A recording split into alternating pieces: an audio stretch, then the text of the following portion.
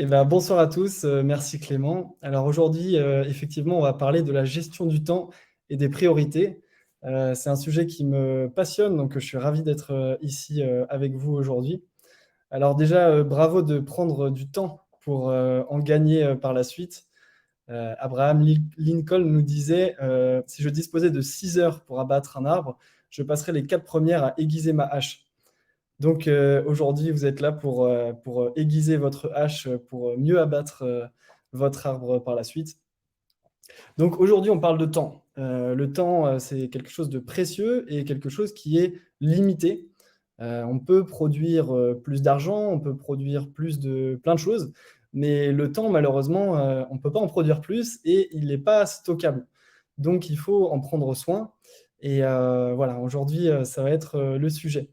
Donc, n'hésitez pas à poser des questions si vous avez aussi des remarques, etc. N'hésitez pas à les poser dans le chat. J'y répondrai à la fin de la présentation. Et moi, je vais vous poser une première question. Est-ce qu'il vous arrive souvent de vous dire que vous n'avez pas le temps de faire ce qui est vraiment important pour vous, d'arriver à la fin de la journée et de vous dire j'ai été occupé toute la journée, mais en réalité, j'ai pas l'impression d'avoir produit énormément de choses ou bien de vous sentir frustré par toutes les sollicitations qu'on peut avoir, etc. Donc, je suis sûr qu'il y a une bonne partie d'entre vous qui se reconnaît là-dedans et c'est bien normal. On entend rarement une personne nous dire moi, la gestion du temps, franchement, tout va bien, c'est parfait. C'est un peu comme la confiance en soi. On n'a jamais fini de travailler finalement là-dessus. On n'entend jamais personne non plus nous dire moi, la confiance en moi, c'est bon, c'est validé. Donc voilà, l'idée c'est que l'objectif aujourd'hui, ça va être de vous donner des astuces et des techniques qui vont vous permettre de gagner du temps et d'arriver à mieux prioriser vos tâches. Et surtout, c'est tester et approuver et vous allez pouvoir l'appliquer directement dans votre vie de tous les jours. Je tiens vraiment à ça, à ce que ce soit applicable dans l'immédiat. Par contre, l'envers, c'est que ma recommandation, ça sera qu'à chaque fois qu'on va voir une notion, parce qu'on va en voir un certain nombre, vous allez voir, dès qu'il y a quelque chose qui vous semble pertinent et que vous aimeriez mettre en place, bah, peut-être de le noter quelque part pour ensuite passer à l'action, parce que trop souvent, et moi le premier, hein, on regarde quelque chose et puis on se dit ah bah c'est super, etc. Mais en fait, on ne passe pas à l'action derrière. Donc voilà, je vous encourage là-dessus. Donc là, voilà, donc le menu, merci beaucoup. Au menu, on a 3 parties. Donc la première partie, déjouer les pièges chronophages. On va parler de ce qui nous vole du temps, des pièges classiques concernant le temps. Ensuite, dans une deuxième partie, on va parler de la priorisation et de l'organisation au quotidien. Donc on va voir des techniques pour bien définir ses priorités de manière simple et efficace, comment bien organiser sa journée et aussi comment formuler des objectifs de manière concrète. Sur la troisième partie, on parlera de la concentration et comment maintenir sa concentration. Parce que la concentration dans la gestion du temps, c'est un petit peu le Graal. Enfin, en tout cas, ça fait partie des éléments qui sont très importants pour être le plus productif possible. On va voir que l'attention, elle va être différente dans le temps. On n'a pas toujours la même attention en fonction des moments de la journée, etc. On va voir un petit peu tout ça. Et on va voir comment se mettre en condition pour rester concentré le plus longtemps possible. Donc, je me présente rapidement, Maxime Bonte. N'hésitez pas à venir me visiter sur LinkedIn. Je suis consultant indépendant dans l'univers de la formation et j'accompagne des organisations dans leurs projets de formation multimodale. Donc, sur la partie conception, gestion de projet, aussi sur la partie production de contenu e-learning et l'animation de formation, notamment dans les soft skills.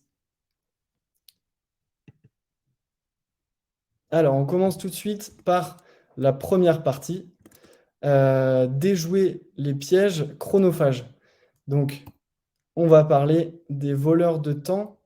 Donc, les voleurs de temps, avant de vous donner vraiment des outils, ce qui est important, c'est de vous poser la question, qu'est-ce qui, moi, personnellement, me prend du temps? Et ça, c'est vraiment, c'est comme quand on va chez le médecin, on commence par le diagnostic. Et ben là, c'est pareil, on va se poser les questions de ce qui nous prend vraiment du temps. Donc, c'est peut-être une des choses les plus importantes de commencer par ça. Donc là, vous voyez ici qu'on commence par parler des voleurs de temps externes. Donc, c'est ce qui est externe à nous et qui va nous prendre du temps.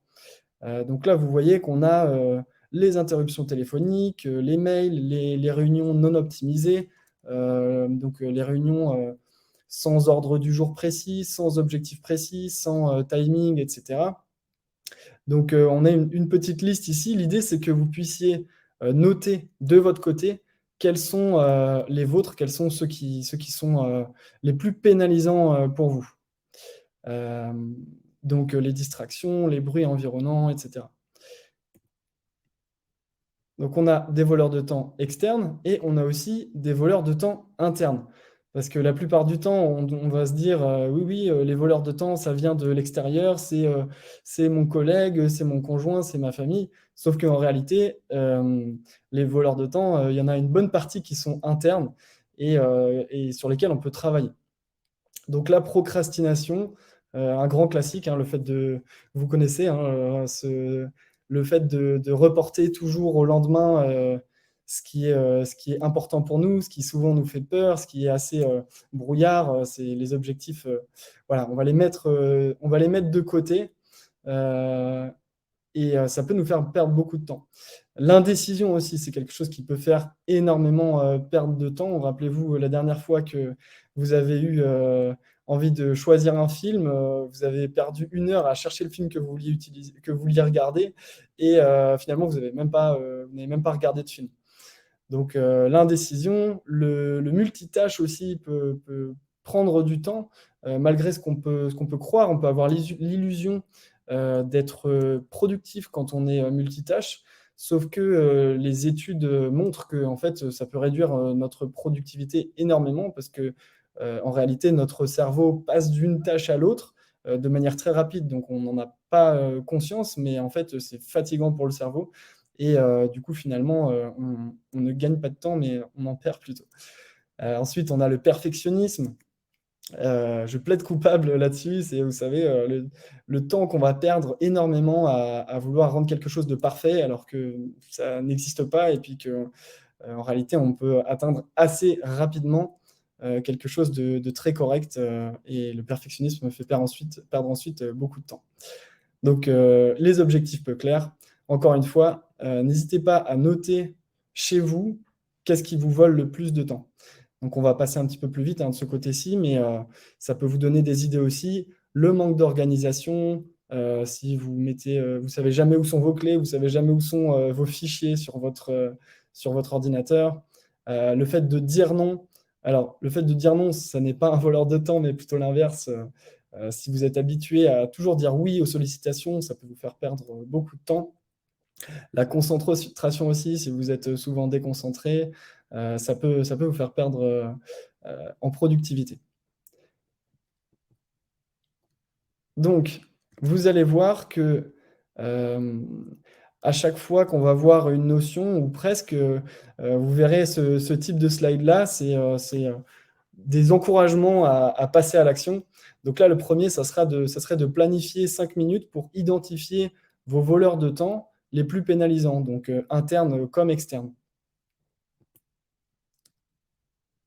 Donc là, on va parler du principe de Pareto, qui nous dit que 80% des effets sont le produit seulement de 20% des causes. Donc vous en avez peut-être déjà entendu parler.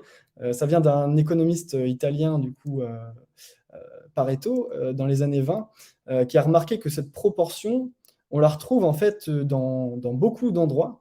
Et notamment, on peut dire que, par exemple, 20% du travail produit 80% de nos résultats, 20% des clients génèrent 80% du chiffre d'affaires, 20% de la population possède 80% des richesses, etc., etc. On peut continuer longtemps. Par exemple, pour le support client, 20% des problèmes sont responsables de 80% des plaintes, et ainsi de suite.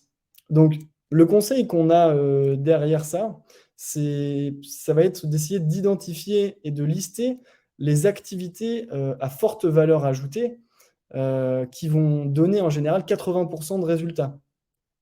Et à l'inverse, de noter les activités qui ont une faible valeur ajoutée et sur lesquelles vous avez l'habitude de passer beaucoup de temps.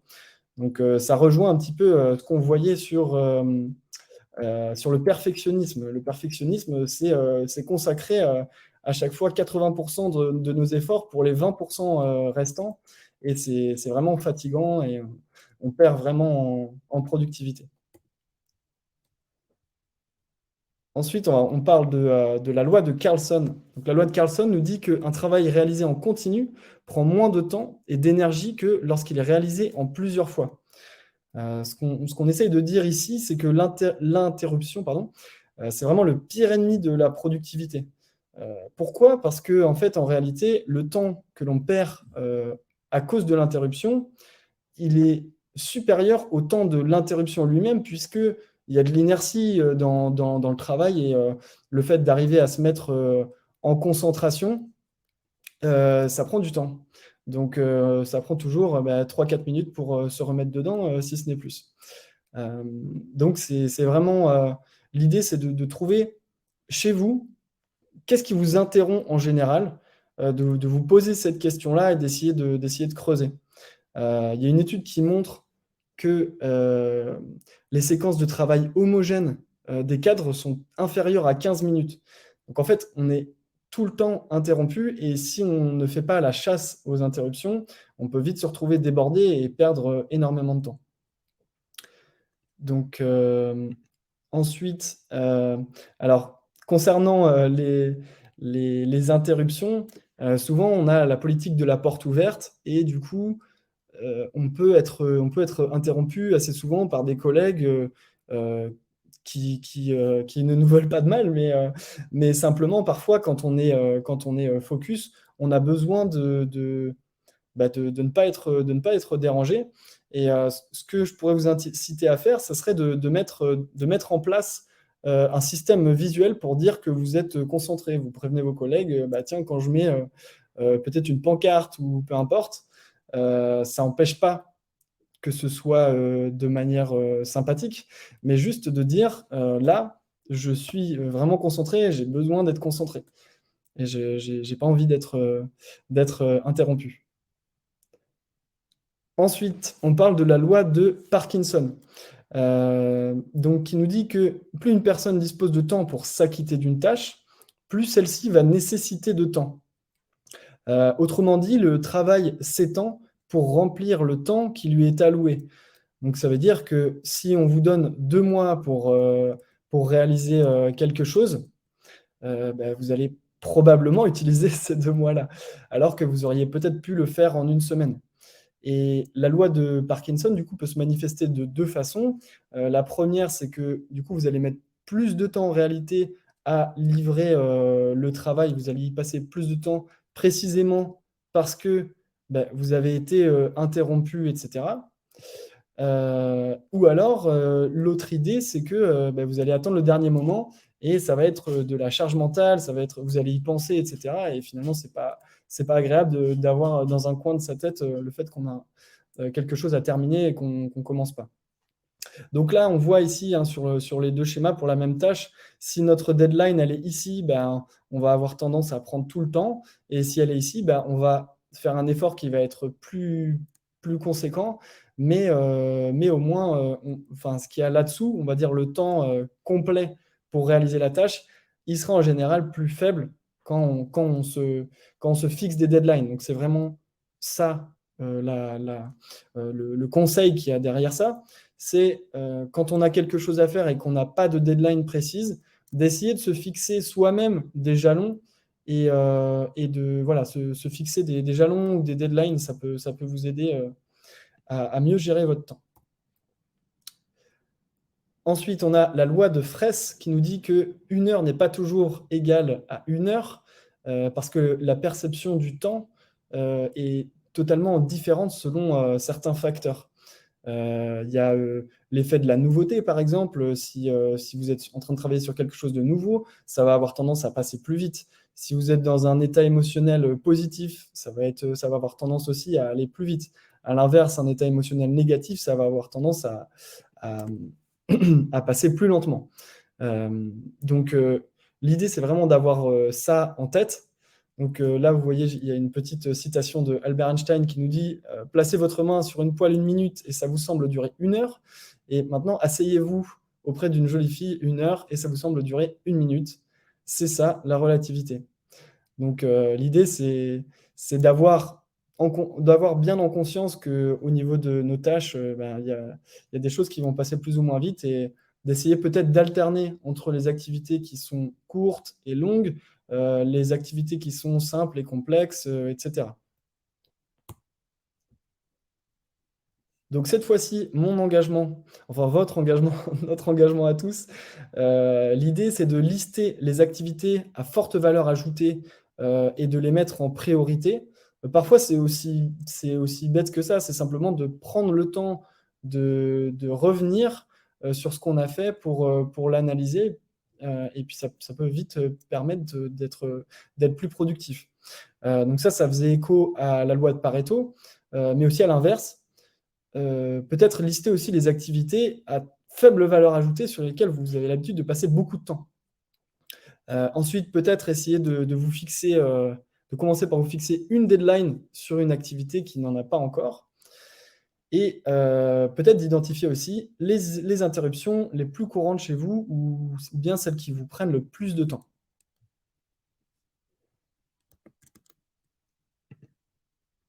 Alors, on passe à la partie 2 sur prioriser et s'organiser au quotidien. L'idée, ça va être de gagner du temps sur la planification, sur comment mettre en priorité ce qui est vraiment important pour vous.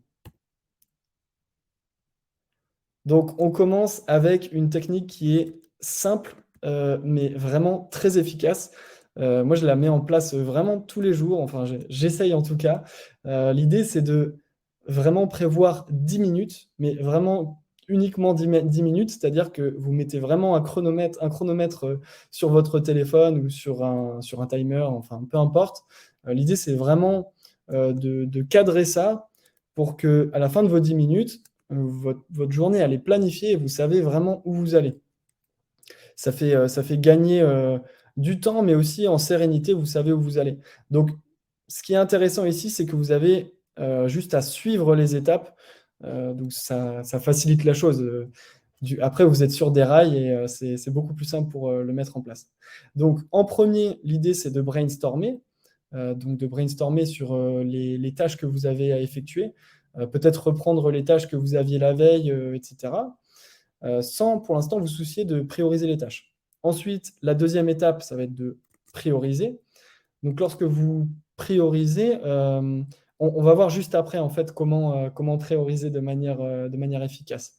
Donc une fois que vous avez priorisé, vous allez estimer le temps que vous allez mettre pour accomplir ces différentes tâches.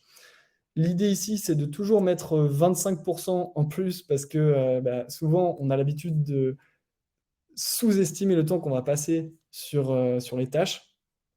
Et on a aussi souvent des imprévus. Donc, c'est vraiment pas trop de mettre 25% en plus par rapport à ce qu'on estime dans une première estimation. Parce que sinon, on risque d'être déçu.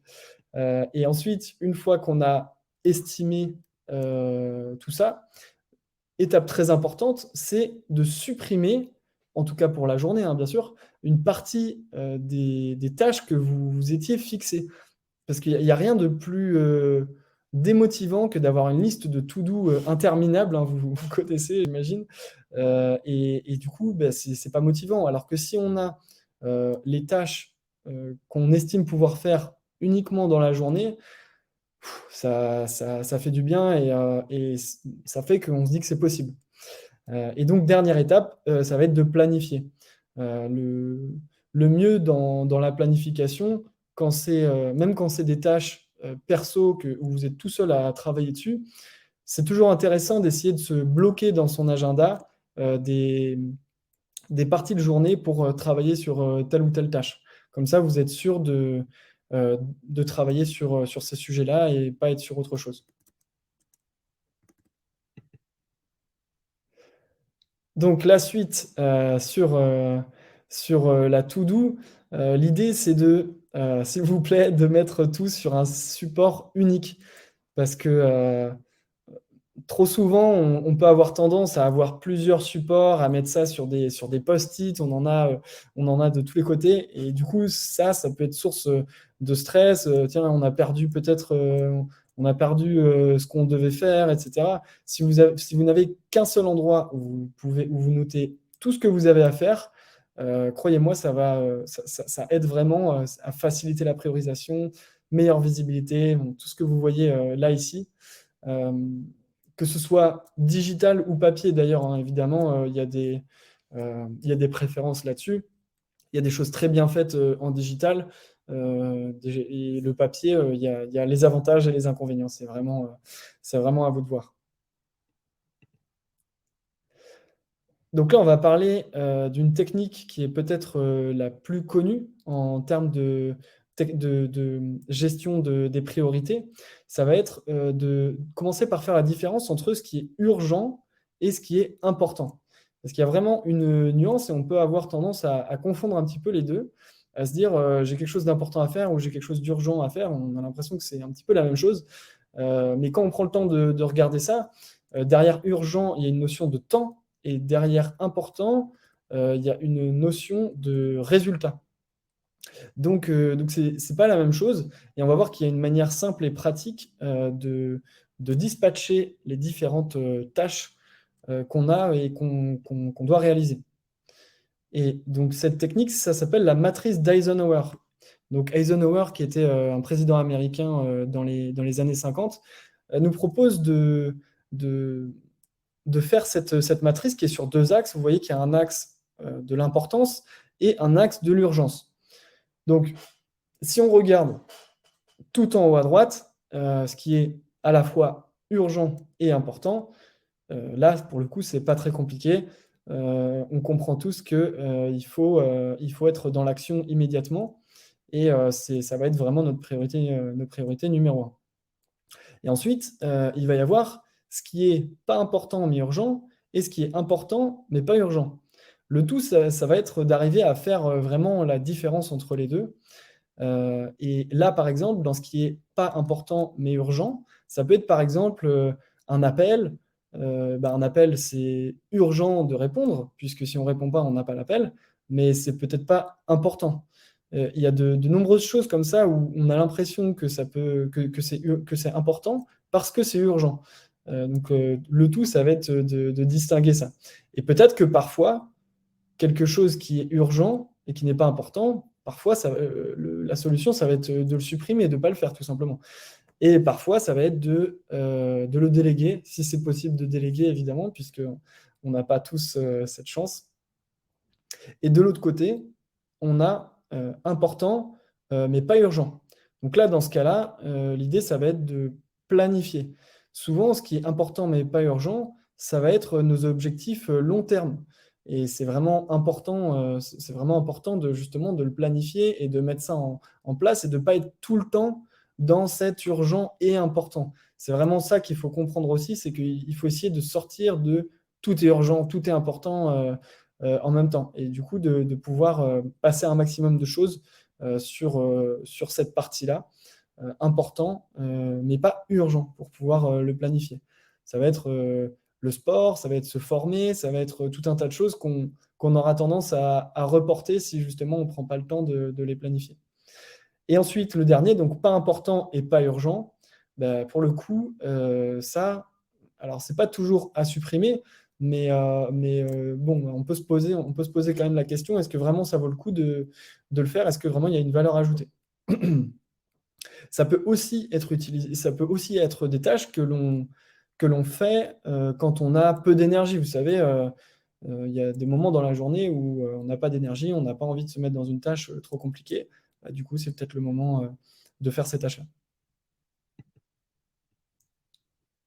Voilà, donc ce que je vous encourage à faire, c'est la prochaine fois que vous avez des tâches à classifier, donc demain matin par exemple ou ce soir, d'ailleurs les 10 minutes dont je parlais tout à l'heure, parfois euh, Parfois, ces 10 minutes-là, on peut le faire le soir, on peut le faire le matin. C'est vraiment comme vous préférez. Moi, personnellement, je préfère le faire le matin puisque je suis plus frais. Peut-être la nuit me donne aussi d'autres idées, etc. Donc voilà, l'idée, c'est la prochaine fois que vous avez à hiérarchiser vos tâches, peut-être d'essayer cette matrice urgence-importance. L'avantage, c'est que vous pouvez vraiment, comme vous voyez là, hein, le faire sur un coin de table. Hein, ça se fait très rapidement. Ensuite, pour déterminer l'ordre des tâches de réalisation, on peut se poser la question, et là c'est la règle de la tâche unique. Donc c'est une approche radicale, simple et puissante sur la détermination de l'ordre des tâches. Et on peut se demander, et si je devais faire qu'une seule chose aujourd'hui? Donc si on est sur, par exemple, une île déserte, on va probablement aller chercher de l'eau. Mais maintenant, de retour chez vous ou au travail, ça serait quoi vraiment la chose la plus importante pour vous? Donc c'est une manière un petit peu ludique et stimulante de vous demander qu'est-ce qu'il faut que je fasse en premier. Et une fois que vous vous êtes posé cette question une première fois, vous le faites une deuxième fois, puis une troisième fois, et ainsi de suite. Donc ça peut être intéressant de le voir comme ça. Ça vous garantit que les tâches les plus importantes sont toujours accomplies en premier. Parce qu'on a tendance à reporter à la fin de la journée ce qui est dur. Et d'ailleurs, on arrive justement sur cette slide qui nous dit commencer par la tâche la plus redoutée, parce qu'on a souvent tendance à repousser ça. Donc Mark Twain disait, si vous devez manger une grenouille vivante, faites-le au début de la journée, et rien de pire ne vous arrivera pour le reste de la journée. Donc ça a inspiré Brian Tracy, qui est un écrivain américain, et qui a appelé son livre Eat That Frog, pour conseiller justement de commencer par les tâches la plus redoutée, puisque la promesse derrière, c'est qu'on a des tâches plus agréables à faire après. Et donc une autre citation qui parle de ça, de Dale Carnegie, la chose la plus importante à faire est souvent la plus difficile, mais elle est aussi la plus gratifiante. Donc on s'assure, si on fait le plus dur en premier, déjà on a validé ça. Donc ça permet euh, de se sentir peut-être mieux tout de suite. Une autre bonne pratique, ça serait le bilan quotidien. Donc ça peut être fait en fin de journée. L'idée, c'est de prendre 2 minutes. Et vraiment, 2 minutes, c'est ça qui est bien, c'est que moi, j'aime bien ce qui est vraiment simple et rapide et qui a une grosse valeur ajoutée. Donc là, bilan quotidien, en 2 minutes, vous pouvez vous demander euh, ce sur quoi vous êtes fier et ce sur quoi vous pouvez mieux faire. Donc là, on le formule de manière positive hein, pour que ce soit pas j'ai été nul ou j'ai pas été bon, etc. Ça va être simplement de se demander, bah tiens, ah oui, bah, ce matin, j'ai peut-être pas réagi comme il fallait pendant la réunion, ou j'ai peut-être pas assez bien préparé telle chose. Comment je pourrais faire pour m'améliorer? Et donc ça, c'est 2 minutes, mais en réalité, ça peut vraiment faire une grosse différence. Donc, au niveau des engagements, vous voyez, on y retourne hein, à chaque fois. Donc, demain, je teste la planification de journée en 10 minutes et le feedback journée de 2 minutes. Donc, ça vous prendra 12 minutes en tout. Je suis sûr que le tester, ça sera l'approuver. Donc, de hiérarchiser par urgent important, de mettre le plus important en premier et de mettre le plus dur en premier. On passe aux objectifs SMART. Vous en avez peut-être déjà entendu parler. Donc, c'est une technique qui permet de formuler un objectif de manière efficace.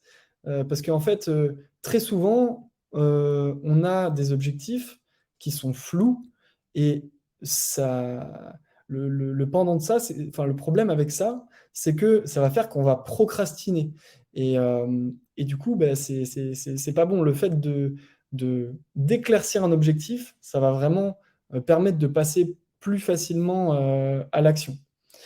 Donc, SMART, c'est un acronyme pour, vous le voyez, hein, pour différents items. Et donc, on va essayer de s'assurer que notre objectif, il est formulé de manière SMART. Donc, SMART pour spécifique.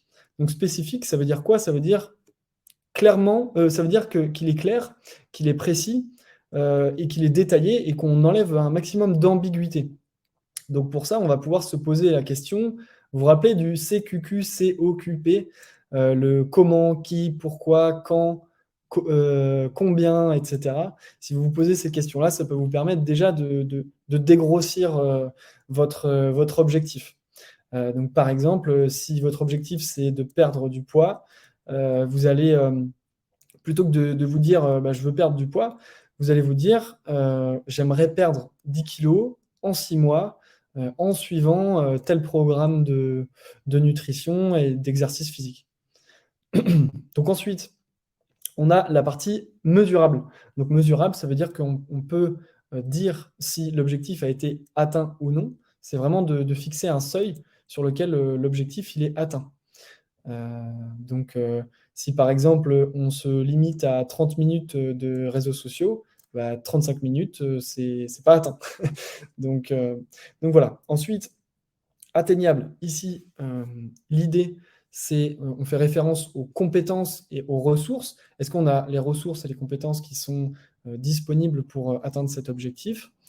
Ensuite, on a réaliste. Donc réaliste, ça fait plutôt référence au fait qu'il soit pertinent, c'est-à-dire qu'il est pertinent par rapport à une globalité, par rapport à d'autres objectifs. Donc, par exemple, si on revient sur la perte de poids, ça serait peu réaliste de dire qu'on commence un objectif strict de perte de poids pendant les fêtes de fin d'année.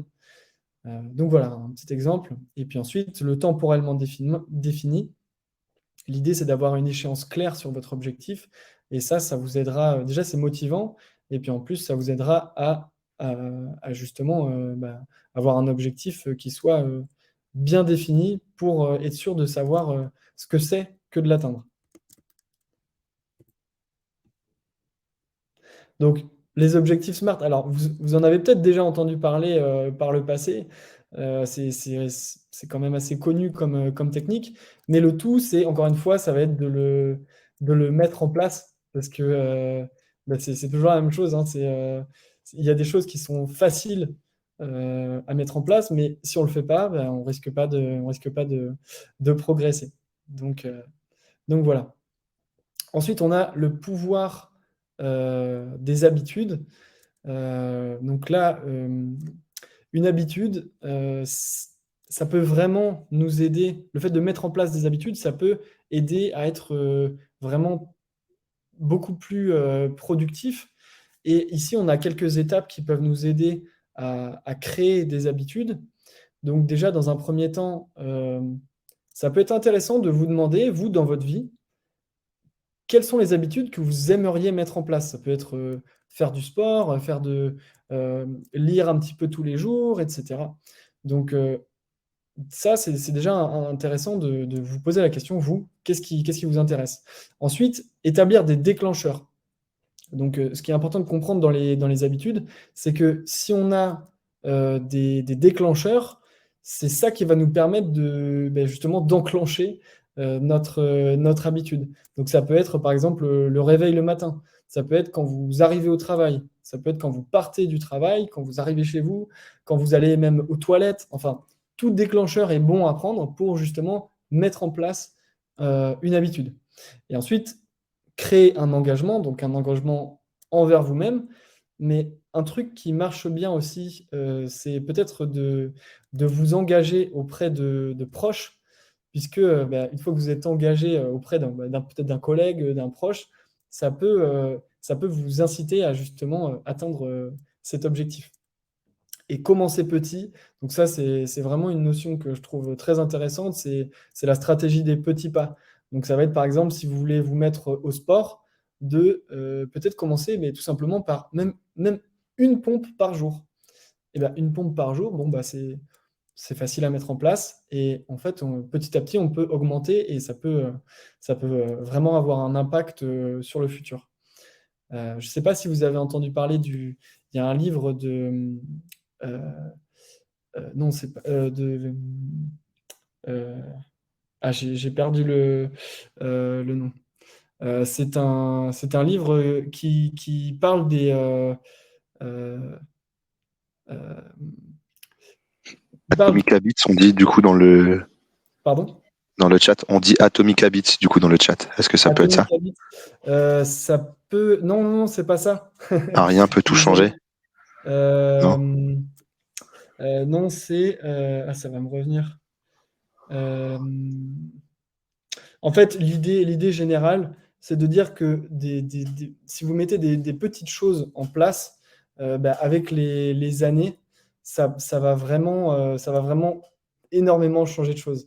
Donc voilà, en gros l'idée.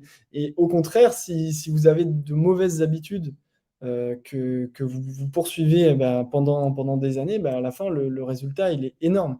Donc voilà. Peut-être que ça me reviendra après. Donc ici, on a 3 étapes pour utiliser le pouvoir des habitudes. On a donc le signal, hein, le trigger, ça va être, vous vous souvenez, hein, le réveil, etc. Ensuite, une action et ensuite une récompense. Donc une récompense, ça peut être super de vous donner une récompense. Vous avez le droit d'aller vous balader ou de passer du temps sur votre téléphone ou bien d'écouter de la musique, enfin tout ce que vous voulez. Donc, il y a une technique pour suivre ses habitudes. Ça va être, là, vous le voyez, on a un calendrier avec, on a tous les jours du mois. Là, on parle du mois d'avril. Et donc là, par exemple, j'ai mis sport, lecture, méditation, repas équilibré, etc. Vous allez pouvoir mettre toutes les habitudes qui sont importantes pour vous. Et vous avez une petite œuvre d'art ici sur laquelle vous avez. Donc c'est très visuel, c'est ça qui est vraiment super. Et vous pouvez, en fait, à chaque fois que vous faites quelque chose, vous faites une petite croix. Et à la fin du mois, vous avez un visuel sur tout ce que vous avez pu mettre en place. Donc c'est une boussole. Qui peut vraiment vous aider si vous souhaitez mettre en place des habitudes. C'est ludique, stimulant. Donc, au niveau de l'engagement, je vais essayer d'accélérer un peu parce qu'il me reste encore quelques slides à passer. Donc, je choisis les habitudes que j'aimerais mettre en place. Ensuite, effectivement, il y a des apps, des applications de suivi d'habitudes, hein. Vous pouvez regarder sur Internet, il y en a plein. Vous pouvez peut-être en tester et puis voir si ça vous plaît. Et ensuite, vous pouvez imprimer un modèle de suivi d'habitude, hein, comme on avait ici. Moi, je trouve que c'est sympa d'avoir quelque chose de papier parce que comme ça, vous pouvez toujours avoir un œil dessus. Et ça peut vraiment aider à mettre en place ces habitudes-là. Ensuite, alors ça c'est une technique qui est assez connue, mais finalement on n'y pense pas toujours. Quand on a un gros objectif qui nous semble être insurmontable, hein, vous voyez la grosse montagne, l'idée ça va être de découper ce gros objectif. On n'y pense pas toujours, mais souvent quand on procrastine et qu'on a un gros objectif qui nous fait un petit peu peur, qui est un peu complexe, etc. En général, pourquoi on repousse? C'est parce qu'on ne sait pas exactement ce qu'on doit faire, ça a l'air compliqué, etc. Alors que si on commence à vraiment découper ce gros objectif en petits objectifs, bah, tout de suite, c'est plus clair et on sait ce qu'on a à faire. Donc, du coup, c'est beaucoup plus facile de le mettre en place. Troisième partie, maintenir sa concentration. On va aller un petit peu plus vite. Je vais accélérer parce que je vois qu'il est 43. Donc, on va parler du rythme circadien de la vigilance. Il faut savoir que, donc, alors, déjà, les rythmes circadiens sont les rythmes qui sont basés, vous savez, sur 24 heures. Donc, on a un certain nombre de rythmes biologiques qui sont basés sur les 24 heures, dont le rythme circadien de la vigilance. Donc là, vous voyez, on a les heures en bas et la vigilance et le sommeil sur cet axe ici. Donc, on voit que pendant la nuit, on est au plus bas au niveau de la vigilance. Et on voit qu'on a, ça augmente jusqu'à la fin de matinée. Et ensuite, on redescend ici. Et vers 14-15 heures, vous savez, hein, c'est le coup de fatigue qu'on a en début d'après-midi, qui n'est pas toujours très agréable et on n'est pas toujours très efficace à ce moment-là. Et souvent, on met ça sur le compte de la digestion, et en réalité, ce n'est pas que lié à la digestion. Alors, c'est vrai que la digestion, ça peut fatiguer, mais on est fait comme ça. Donc, il y a une baisse de régime dans ces heures-là. Alors, ce n'est pas toujours la même heure pour tout le monde, mais ça arrive en tout cas en début d'après-midi comme ça. Donc, il y a un certain nombre d'entreprises qui ont mis la sieste au travail en place, enfin qui autorisent ça. Moi, j'encourage ça parce qu'en fait, en réalité, même prendre 15 minutes pour fermer les yeux, ça peut vraiment permettre de gagner beaucoup de temps ensuite sur l'après-midi. Ça permet de remettre les choses en place, etc. Donc, si vous avez l'occasion de le faire, c'est pas que vous êtes feignant, c'est simplement qu'on est fait comme ça. Donc voilà.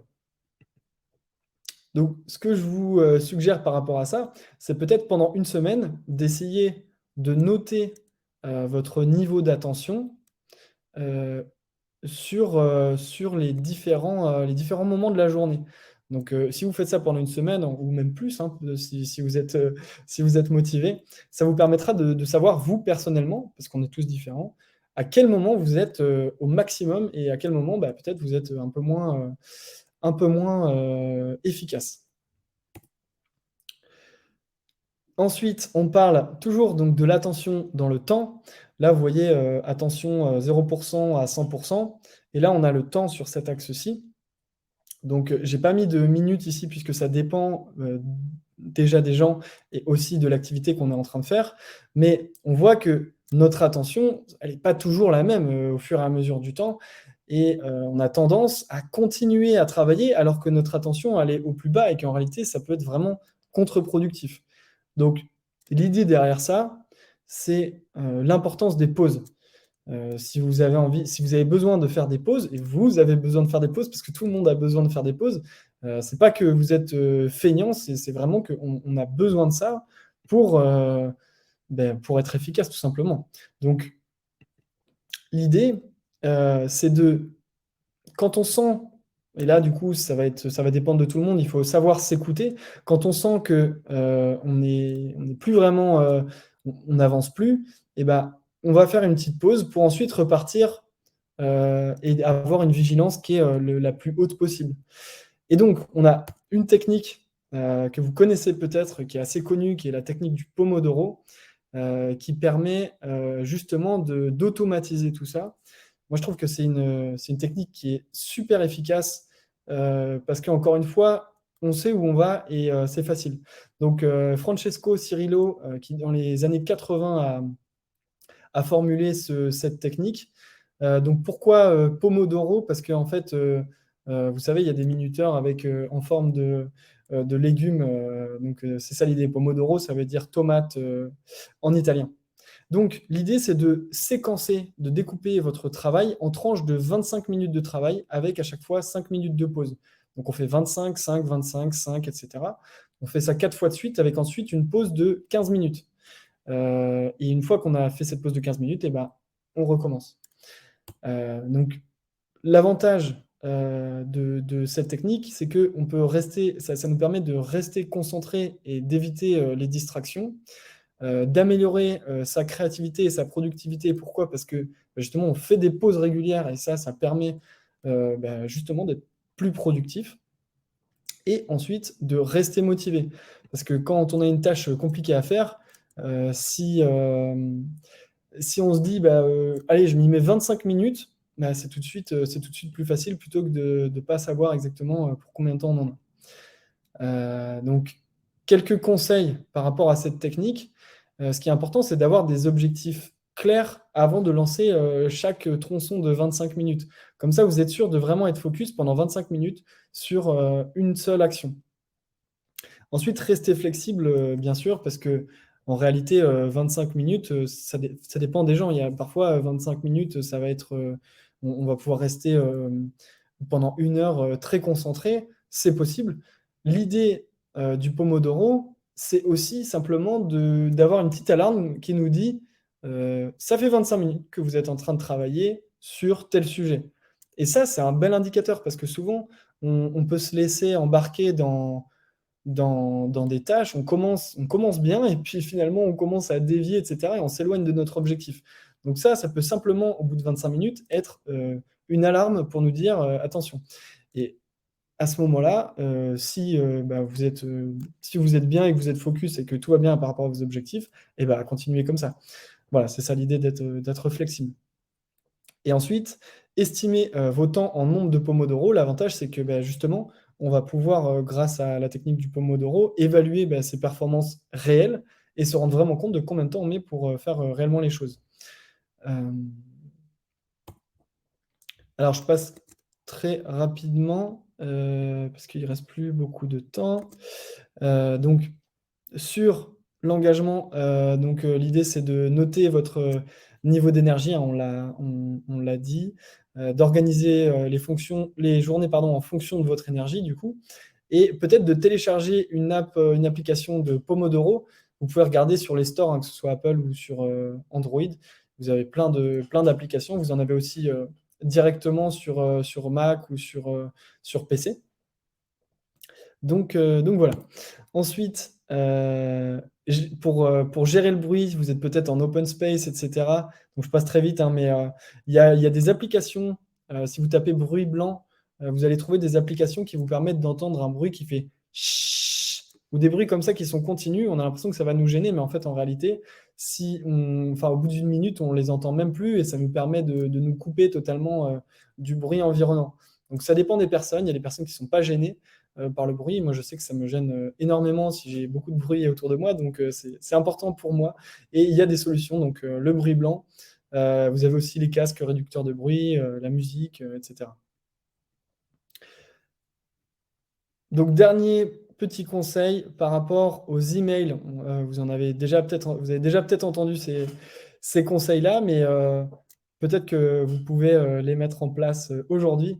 L'idée de supprimer les notifications, les notifications sonores et visuelles, et de limiter le nombre de consultations par jour, parce que c'est à chaque fois c'est des interruptions, et en général, ça arrive rarement que vous ayez vraiment besoin d'être derrière vos mails toute la journée. Et dernier slide sur le smartphone. L'idée, c'est de devenir maître des moments où l'on est interrompu. Donc, du coup, vous connaissez sûrement, hein, mais le fait de se mettre en mode avion quand vous avez envie d'être focus et de traiter les messages comme des tâches et de préparer ces conversations téléphoniques avant de lancer un appel. Voilà, c'est tout. Donc, en conclusion, la maîtrise du temps, elle est essentielle. Merci d'avoir pris le temps, du coup, de déguiser votre hache pour mieux abattre votre arbre. Pensez peut-être à faire un bilan personnel pour identifier les techniques et les stratégies que vous pourriez mettre en œuvre et tester des techniques. Faut toujours tester, adapter. On n'a jamais fini de trouver des petites astuces pour gérer notre temps. Mais le tout, c'est de mettre de l'importance là-dedans parce que c'est important. Donc, je vous remercie pour votre présence et en tout cas, je vous souhaite une belle réussite dans la gestion de votre temps.